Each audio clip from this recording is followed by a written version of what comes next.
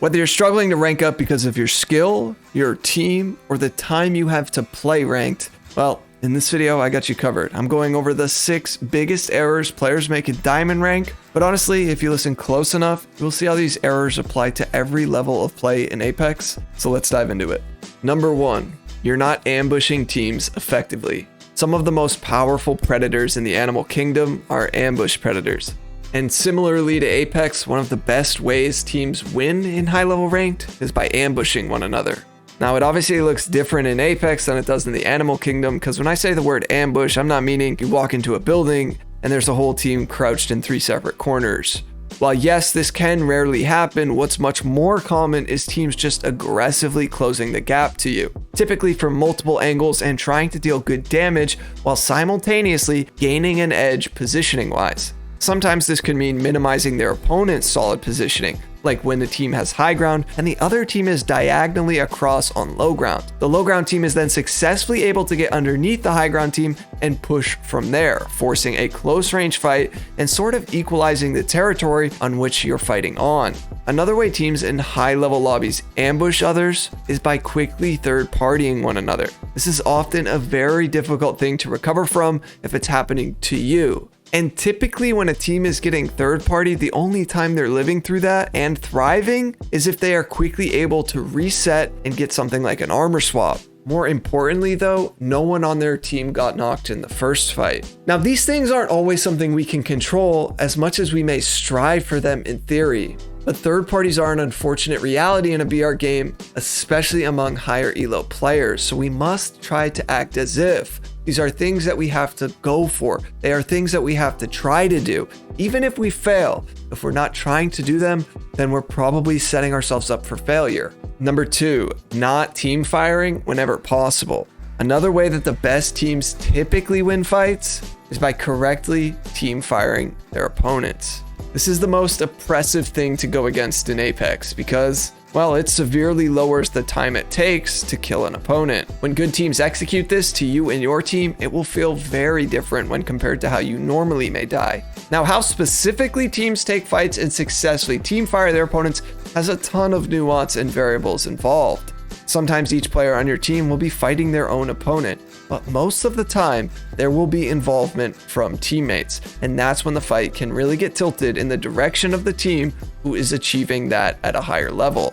Try to focus on communicating with one another on who to focus and where that opponent is actively at. This should help the whole team be on the same page in these hectic moments of battle. Now I know a lot of you watching this will have the ability and the knowledge to call out who you hit and for how much. But it's totally another thing to focus and find that target during these fights. This is where the real difference in skill amongst teams lies. A solid game sense will go a long way here, because with that game sense, your positioning and your knowledge of where you believe or know the enemies to be will make it that much easier for you to find and then end the fight altogether. The ability to successfully end the fight and do so quickly is often what separates the good teams from the great teams. Number 3 seems so stupidly obvious, but yet we all see it season after season, split after split. Teams that insist on dropping with way too many other teams. It doesn't matter how good you are. If you're landing with 3+ teams every game, you're destined to lose the majority of your fights and ultimately your RP. If you're dropping with more than one other team, well, you want to do your best to position yourself to not fight first unless you absolutely are forced to. The third team is going to be thinking that third partying you is a perfect plan. Remember, most teams in Diamond and above will be thinking about similar game plans as you are, but it will come down to the execution of those game plans where it will differ, and this is where your team can truly stand out. Another common error players overlook when it comes to landing is, let's say they have a 50-50 against a squad and they win it. In these instances, you should still expect another team to come by pretty shortly after. Often players will land in a neighboring POI to where 2 teams land so that they can quickly get loot somewhere else but be close enough to pounce on the potential of third partying that fight. I recommend if you win your fight off drop, don't split up too much as a squad from there. If you guys have to keep looting, do so in a manner where you guys are moving together so that in the event a new team does approach, you guys aren't split up and easily getting picked off. If you guys are interested in what you may be doing wrong in your own gameplay and you want to check out my coaching, well, the link is in the description and all of the info is listed there.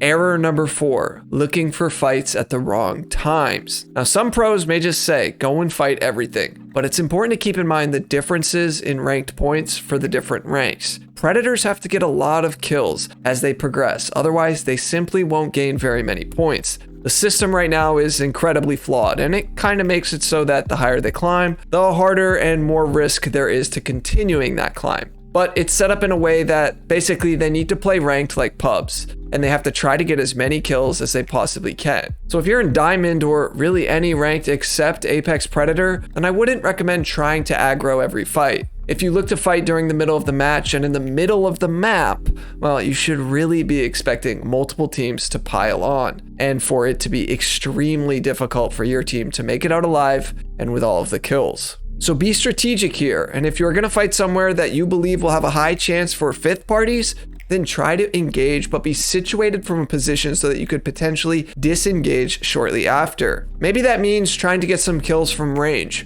or maybe that means use a zip rail or another map-made movement mechanic to move out of there. Whatever it is, be thinking about this stuff as you take and approach certain tumultuous fights. Number 5. Now, on the other hand, if you're playing with some friends or a pre-made squad and your team's goal is strictly just to improve in diamond rank, maybe you guys want to feel more confident in these lobbies. You want to win more fights and die less, etc. Well, then you definitely want to set aside your RP for the time being.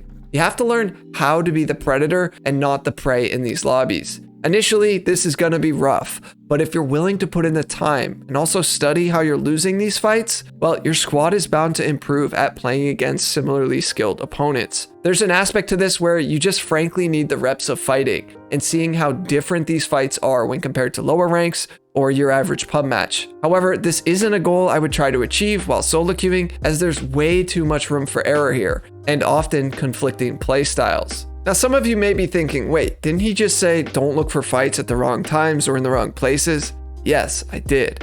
But it's important for me to keep in mind different people watching this will not only have different goals, but different circumstances. Some of you will be playing with a squad of friends, but others of you may solo queue and roll the dice with teammates every match. There's not really a one-size-fits-all approach in Apex. So although these last 2 errors that I listed may sound like a paradox, I encourage you to assess what your situation is and take the advice from there. But if you are solo queuing, well, that brings me to number 6. Solo queuing and expecting to succeed without any communication. This is such a common issue among Apex, and look, on some level, I get it. Not everyone wants to be vocal with people they don't know. But the reality is, in diamond rank with randoms, you definitely want to be calling stuff out. It's imperative to finding any success while solo queuing. Most teams that will be in these lobbies will be communicating.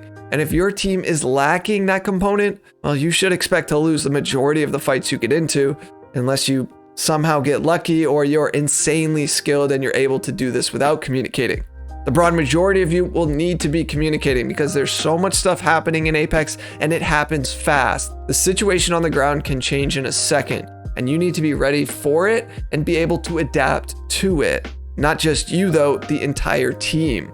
Solo queuing is rough, there's no way around it. But if you're dead set on doing it, communication is going to be your best friend here. Apex has definitely been in a rough spot in Season 15. So if you're watching my videos still and you're finding value in them, well, I just want to say thank you.